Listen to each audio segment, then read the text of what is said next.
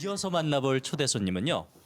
이분 역시 여행을 하시는 분인데 네. 이분이 하는 여행은 누구나 시작은 쉽게 할 수 있을지 모르지만 마무리하기는 매우 어려운 대단히 어려운 그런 여행을 하는 분입니다. 그렇습니다. 과연 어떤 여행일지 궁금하실 텐데요. 바로 우리나라를 가로지르는 그것도 걸어서 가로지르는 여행가를 저희가 한번 모셨습니다. 걸어서 우리나라 국토 종단을 한 김도경 씨가 주인공인데요. 이분이 도보 여행을 하게 된 데는 아주 특별한 계기가 있다고 합니다. 어떤 사연인지 만나서 얘기 나눠보도록 할게요. 어서 오세요. 어서 나오십시오. 어머, 네, 반갑습니다. 어머, 걸어서 KBS까지인데요. 굉장히 배낭을 메고 오셨어요. 내려주시고요. 뭐 차림새로 봐서는 네. 지금 여기까지 걸어오신 게 아닌가 하는 그러니까요. 그런 복장으로 오셨습니다. 그렇습니다. 네. 앉아주시고요. 먼저 우리 시청자분들께 인사부터 해주실까요? 안녕하세요. 모든 길을 행복하게 걷고 있는 도보 여행가 김도경입니다. 걸어오신 건 아니죠? 모든 분들이 네. 제가 갔다 오면 첫 질문이 네. 걸어서 왔지? 아니 지금 차림이 지금 배낭도 메고 오셨고 예. 다음에는 꼭 걸어서 오겠습니다. 그러셨습니다. 도보 여행가 김도경 씨와 이제 얘기를 본격적으로 나눠볼 텐데요. 작년에 해남 땅끝 마을에서 통일 전망대까지 걸어서 다녀오셨잖아요. 네. 얼마나 걸리셨어요? 32일 걸렸고요. 네. 네. 그러면 몇 킬로미터를 걸으신 걸까요? 1178km? 8.88km. 와, 그러면 몇 걸음을 걸으신 걸까요? 156만 보 정도 와. 걸었습니다. 아니 근데 땅끝마을 이제 해남 땅끝마을에서 네네. 고성 통일 전망대까지 거리는 한 5,600km인데 네네, 맞습니다. 왜 근데 1,100km나 걸으신 거죠 그러면? 통일 전망대를 갔는데 네. 아직도 배가 고픈 거예요. 더 걷고 싶은 거예요. 예. 그래서 원래는 거기에서 버스 타고 그냥 집에 올 생각이었는데 너무 갈증 나서 통일 전망대에서부터 다시 서울까지 걸어서 왔어요. 와. 와. 왜 그러셨어요, 도대체? 상상이 안 우와, 되는 진짜. 거리예요. 32일 동안요? 네네. 힘이 남으세요? 남았어요. 와. 남더라고요. 뭐 좋은 거 드십니까? 어떻게 그렇게 힘이? 아니 그러면은 하루에 최소 몇 킬로미터를 걸으신 거예요 그러면? 기본이 한 30km에서 40km 정도가 되고요. 네. 가장 많이 걸을 때는 70km를 걸었어요. 오. 길은 어떻게 찾아가고요 그러면은? 아, 코스를 그럼 매일 오늘은 여기서 저기까지 네. 가겠다 정하고 가신 겁니까? 네. 도시에서 도시를 정하는데 네. 처음에 제가 길치였거든요.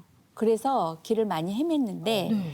이제 가다 보니까 지도가 보이고 앱이 보이고 마을에 도착하면은 마을 전체에서 길들이 보이잖아요. 그러다 보니까 그렇게 길들이 눈에 보이는 사람이 되어 가더라고요. 길치가 국토 종단을 했다는 게 아직까지도 좀 놀랍습니다. 실감이 예. 안 나는데 일단 얘기 나눠볼게요. 그럼 하루의 목적지를 대략 정하고 거의 종일 걸은 거나 마찬가지인데 숙식은 어떻게 해결을 하신 거예요?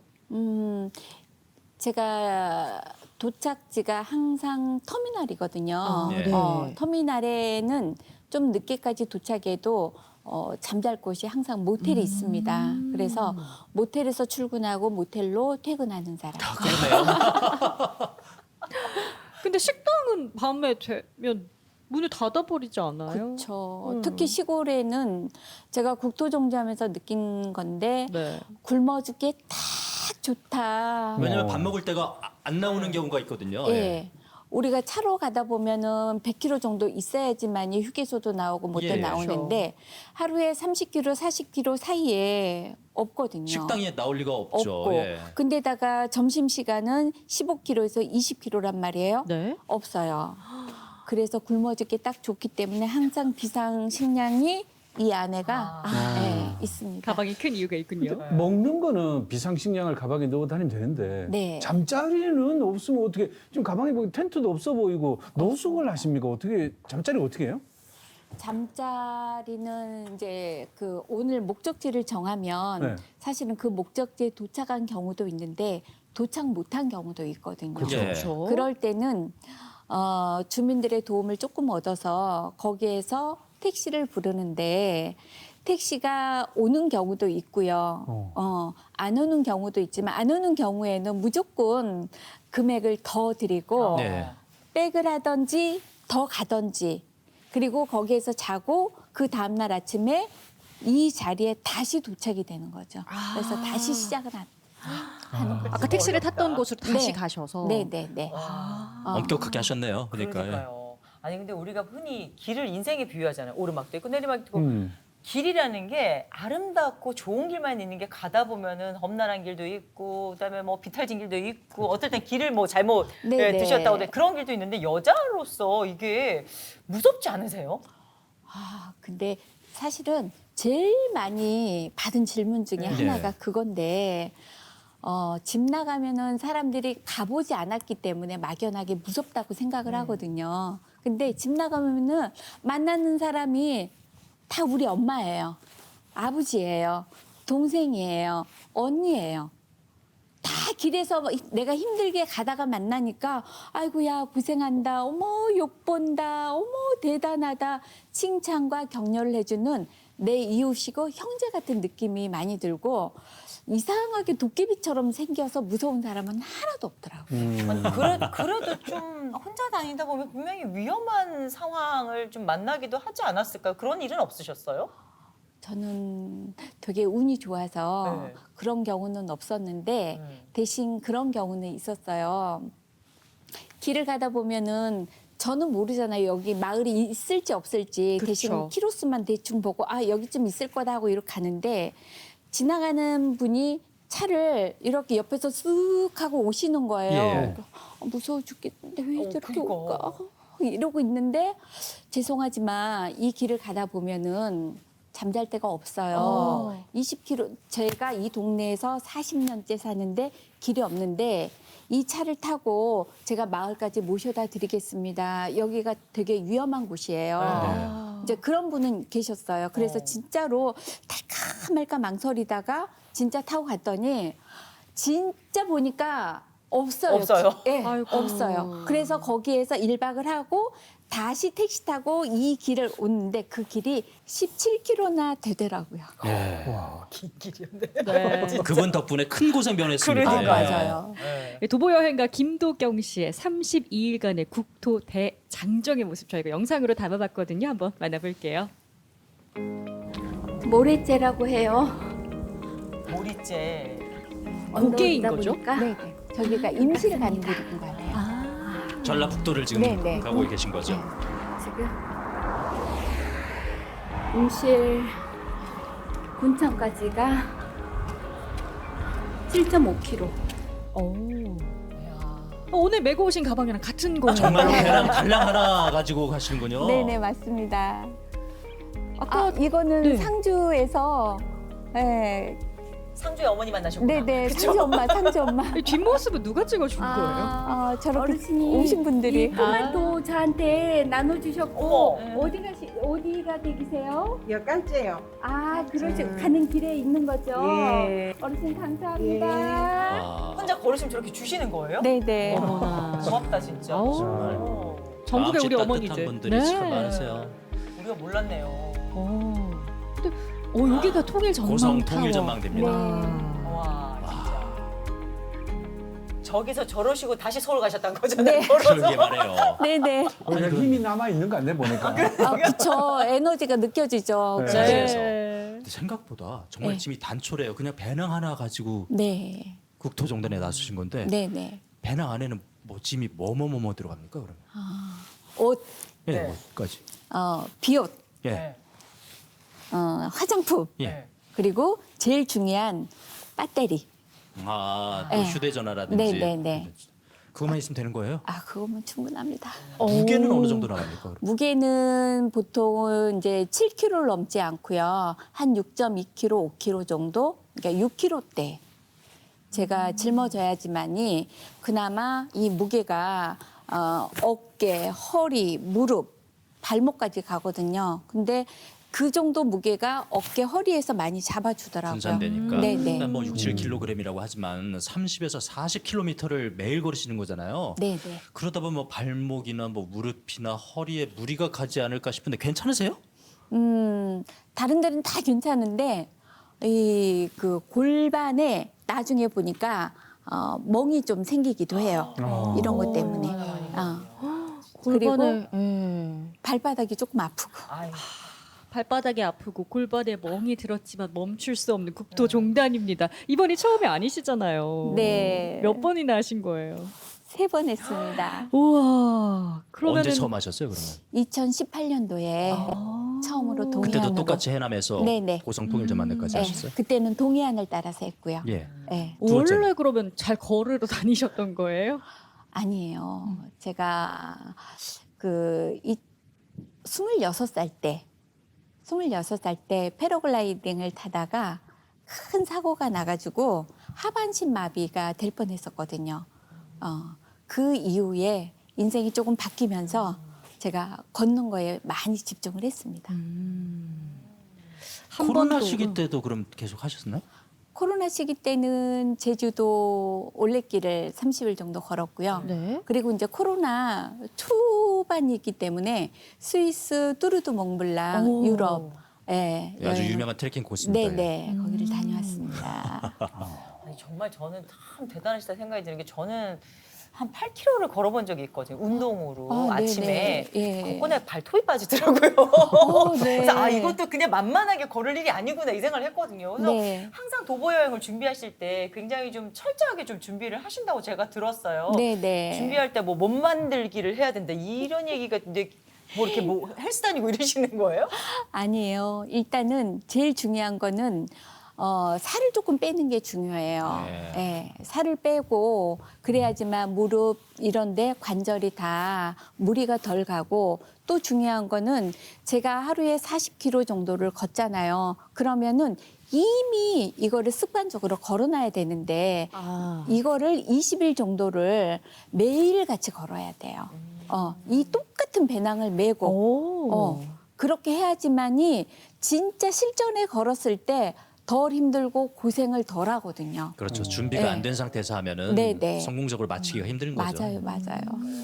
저는 그 최근 한 달 동안에 네.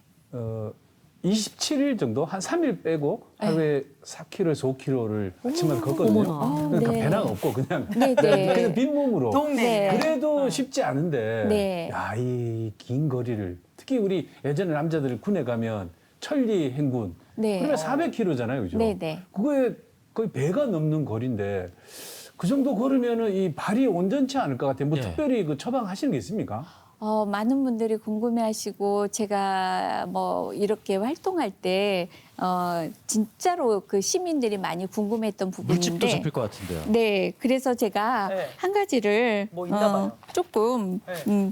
준비를 해서 역시 노하우가 네. 있어요. 뭐죠? 죄송한데 방송사상 이렇게 해서- 처음입니다 이거. 오. 발에 제가- 무언가를 하시는군요. 네, 이렇게 스타킹을 네. 신고 네. 그리고 이 발가락 양말에다가 예. 네. 이 비누로 코팅을 하면은 아. 사실은 굉장히 마찰이 적기 때문에 발바닥으로 인한 고생은 덜합니다. 이 양말 밖에 네네네. 양말 밖에 양말 비누를- 밖에 스타킹을 신고 네. 있으면 이 양말하고 마찰이 생기면서 발에 물집이 생기는데 이게 스타킹 들어가면 매끈매끈하잖아요. 네. 그렇기 때문에 이게 물집이 덜 생겨요. 안 신발과 생겨요. 발의 마찰을 최소화시켜 주는 거군요. 네네네. 야. 저 근데 아까부터 정말 궁금한 게 있었는데요. 네. 그거 정말 물어보고 싶었는데 이 고생길을 왜 사서 하시는 겁니까? 왜? 전 그게 너무 궁금합니다. 예.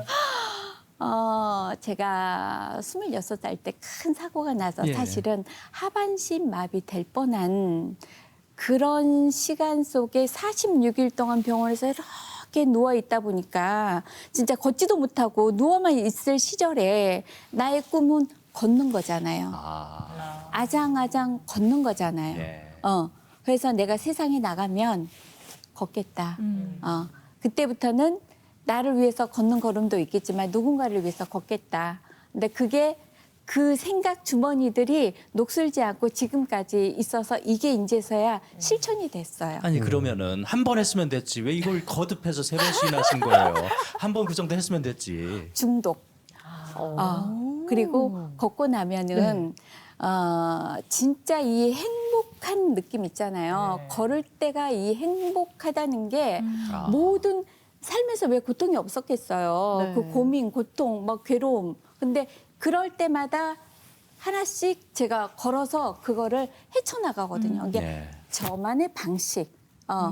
이러다 보니까 생각 주머니들이 달라지고 변하고 그러면서 뭔가 뾰족뾰족한 그런 마음들이 많이 이렇게 녹아지고 다듬어지고 그래지더라고요. 그렇군요. 왜 저희가 보통 등반하시는 분들한테 여쭤보면은 산이 나를 부른다라고 말을 하시거든요. 아마 네. 김도경 씨는 길이 나를 부른다 이런 느낌을 네, 받으셨을 네. 것 같아요. 네네. 그러면 수많은 길이 우리 김도경 씨를 초대해 주셨을 텐데 그 중에서 가장 기억에 남는 길이라던가 아름다운 길은 어떤 길이었을까요? 제가 사실은 3번의 국토종주를 네. 했잖아요. 네. 근데 그 중에 가장 아름다웠던 길은 저는 문경세제길을 1등으로 제가 문경세제길이요. 네네. 예. 우리 지역이네요. 네. 혹시 이곳인가요? 아, 네네, 맞습니다. 버섯도 자생해서 나와. 이쪽으로 가면은 낙동강 발원지가 나오면서 여기가 조령관 상관문. 바다를 도로 이렇게. 문경세제길 좋다는 얘기 많이 들었는데 실제로 네. 이 국토종단을 하신 분이 추천해 주시니까 그러니까요. 예, 이제 정말 좋은 것 같습니다. 왜 아. 그렇게 매력적이세요? 제가 다른 길은 그냥 제가 이렇게 갔던 길인데 문경길은 보니까 과거가 있고요. 네. 과거 과거길이 옛길이 따로 네. 있거든요. 그리고 거기에 신장로 같은 큰 길이 있어요. 근데 이 길은 보셔서 아시겠지만 굉장히 잘 다듬어져 있어요. 네. 그래서 신발을 신고 가도 되지만 맨발 산행이 되거든요. 아. 근데 이 맨발 산행을 하면서 제가 듣기로는 아주 많은 사람들이 건강을 찾았거든요. 그래서 네. 진짜 과거 길도 있지만 현재의 길도 있고 미래의 길도 있고 건강한 길도 있고 가족이 함께하는 길도 있고 평화도 있는 그런 길이잖아요. 그래서 이 길이 가지고 있는 게 너무너무 많은 뜻을 가지고 있어요. 그리고 실질적으로 걸으니까 뇌를 비우면서 걸을 수 있는 길. 문경세제길. 네. 염두에 두겠습니다. 오늘 아침바닥 대고 보시는 분들은 나 이번에 문경세제 신발 벗고 한번 걸어봐야 되겠다라고 다짐하는 분들 많이 계실 것 같은데요. 그렇습니다. 그렇게 길을 걷다가 이렇게 아름다운 길을 만나면 기분이 어떤가요? 저희는 경험을 안 해봐서. 퍼질러서 앉아 있고 싶고요. 안 가고 싶고 여기에서 진짜 이렇게 늘어져가지고 좋다. 막 그 바람 소리, 그 햇살이 나를 비추는 그런 소리, 감싸는 느낌. 예, 그런 느낌들이 이렇게 오니까 진짜 안 걷고 싶어요. 안 걷고 머무르고 싶다. 네, 거기에서 퍼질러 앉아서 다 태양이 지나가는 느낌, 바람, 그리고 새소리, 그 자연이 주는 아름다운 그 하모니가 있잖아요. 네. 그거를 이 해가 질 때까지 만끽하고 싶은데 못 하잖아요. 그럼 가야 되잖아요. 아유, 그래 국토종단 하시는 분들은 좀 퍼질러 앉으셔도 될 것 같은데. 하루 목표가 있기 때문에 그렇죠. 그게 안 돼요. 그게 안 돼요. 그렇군요. 그래서 사실은 갔다가 문경은 다시 갔어요. 네. 우리 김도경 근데 씨처럼. 안 나가고 그냥 집에 있으면 더 편하지 않아요? 여보세요. 이렇게 있으면. 집에 있다가 나왔을 때 그 느낌은 없어요. 아. 걷다가 고생을 하기 때문에 그 길이 주는 게 달라요. 이 걷기 여행에 제일 좋은 계절은 언제입니까? 저는 5월달, 6월달을 5월. 저는 꼽아요. 오. 가을보다도 5, 6월이 더 좋은 네, 건가요? 네, 네. 비가 오면 좀 불편하지 않을까 그쵸. 싶은데. 네. 근데 그 비가 주는 선물이 또 대단하거든요. 정말요. 네. 그 생각을 못했네요. 우리가 그 여름 되면은 장마가 오잖아요. 네. 예. 그 장마 때 또 느끼는 비 온 뒤에 세상이 또 정말로 보석 같거든요. 예. 아니, 제가 볼 때 이분은 그냥 길에서 하는 모든 것들이 다 좋으신 거예요. 그러니 길에서 만난 모든 사람들이 나한테 가족 같다 그러셨잖아요. 네네. 그럼 그 중에 그 수많은 길에서 만난 인연들 중에서 좀 기억에 남는 분도 계시겠어요. 제가 이제 홍천으로 오다가 그 식당을 이렇게 갔는데 이름 보고 이제 식당을 정했거든요. 근데 그 집에 부부 식당이라고 있었어요. 그래서 이제 들어갔는데 밥을 굉장히 맛있게 먹고 돈을 계산하려고 했더니 그분이 하시는 말씀이 우리 집에 걸어서 오신 분은 당신이 처음이다. 야. 너무 감사해서 나는 밥값을 받지를 어머, 못하겠다. 근데 그분하고 얘기도 없었어요. 제 배낭만 보고 이분이 그렇게 하신 거예요. 진짜 너무 감사하다. 네. 그럼 그 또 종단을 하다가 그런저런 인연으로 알게 된 분들이 있잖아요, 그죠? 네, 네. 혹시 그 여행 끝나고도 연락하시는 분들이 있나요? 네. 어. 제가 이제 하동에서 만난 저기 사람 중에 그분은 자동차 정비업을 하시는 분이 계셔요. 근데 그분 같은 경우에는 그때 너무 감사한 마음이 들어서 지금 서울이건 어디건 있다가 엔진 오일을 갈 땐 꼭 하동을 갑니다. 그 인연으로. 네. 서울서 하동까지요? 네, 네. 엔진 오일 갈러 하동 가요. 갔다 그러면 와서 오일 또 갈아야 돼. 맞아요, 맞아요. 근데 저는 그 아침마당에서 여러분들 만나면 아, 참 부럽다. 저런 삶도 있구나 한데 진짜 해보고 싶은 삶이거든요. 아, 네. 근데 가장 큰 문제가 하나 걸려요. 네. 먹고 살아야 되는데 예. 이 경비는 또 어떻게 충당을 하며 그거 좀 가르쳐 주십시오. 저처럼 뚜벅뚜벅 걸어서 성장하고 있는 회사가 저를 발견해서 그 회사의 홍보이사로 걸으면서 예, 우리 회사를 홍보해 주세요라는 회사가 저랑 비슷해서 그 회사에 홍보 일을 하면서 월급을 받고 그리고 제가 이렇게 걸으면 그분 회사에서 또 기부도 하시고? 네, 네, 맞습니다. 그렇게 해주셔요. 선생님 혹시 같이 걸을 사람이 필요하지는 않습니까? 혼자 걷는 것보다는 둘이 걸으면 좀 덜 외로울 것 같은데. 아니 외로운 거는 괜찮은데 외로운 건 괜찮은데 제일 중요한 건 밥을 좀 제대로 먹었으면 좋겠어요. 1인분 파는 데가 아주 드물어요. 역시 예. 음. 혼밥의 어려움이 이 도보 여행에서도 가장 큰 거군요. 아주 힘들어요. 저는 밥보다 못하네요, 그죠? 아니에요. 죄송해요. 도시락이나 한 번씩 갖다 안녕하세요. 아 근데 이렇게 국토 종단을 하는 걸로 유명해지기 시작하면서 여기저기서 후원금도 보내주신다고 하던데요. 네. 제가 이제 처음에 걸을 때 아시는 분들이 어머 도경아 수고한다 그러면서 십시일반 격려 용돈을, 차원에서. 네, 보내주는 거예요. 언니 고마워요. 잘 쓸게요. 하고 처음에 그냥 썼어요 진짜로. 근데 계속 이렇게 보내주니까 어느 날 이 돈이 겁난 돈인 거예요. 무게가 있고 무서운 돈인 거예요. 그래서 이 돈은 내가 진짜 넙죽넙죽 받아 쓰는 돈이 아니구나. 그래서 그 돈을 대신 모았어요. 모아가지고 제가 어디다 쓰면 좋을까 이제 생각을 하다가 우리나라에는 버려진 장애 아이들도 많이 있더라고요. 그래서 저도 쓰고 그 아이들도 같이 도와주고 그렇게 해서 제 걸음에 조금 영향력을 좀 미치고 있습니다.